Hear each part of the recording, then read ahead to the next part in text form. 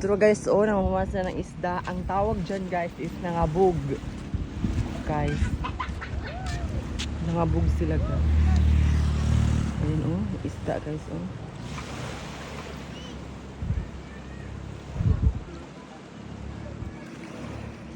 Ito yung view guys ang ganda.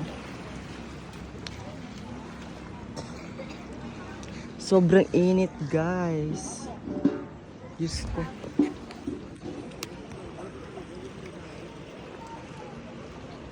Guys, tabangin sila guys. Guys, ayun guys, may isda guys, Ayun guys, kinain guys, yung isda. Guys, kinain ng isda ng bata. Guys, kinain yung isda guys, Patay na siya guys. Ayun guys, ala guys, ang laki. Guys, ang laki ng isda guys, ayun. Guys, Kami, dito yung sabay gano'n. Dito kasi mga guys, madali lang to. Handa yung isa na sini ka. Kaya ayan mga guys, Doon ko lang gini mo ang ganda. Dito yan, nanguha sila ng isda mga guys, ganyan dito. Yan mga Lloyds,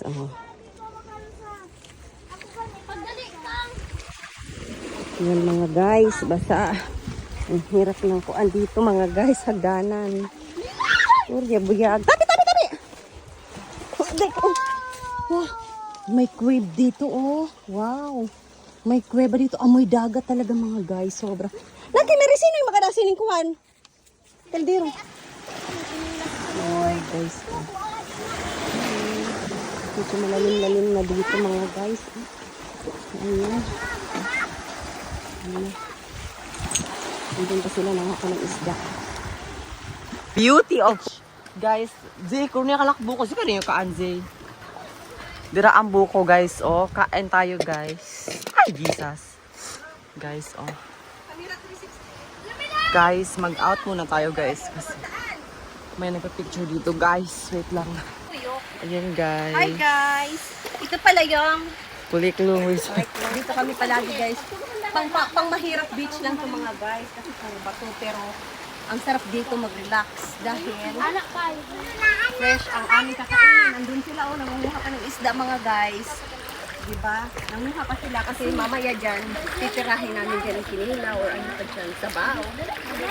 Yan, guys. Kuha nila. Doon pa sila. May gani na wala. Hi guys! Ang ganda. Nice kayo ang langit. Mo man gani ang kurso, di ba? Dali.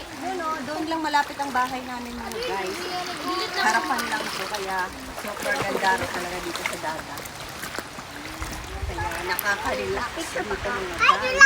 Ayun sila, guys. Ito yung cottage area namin, guys. Yan.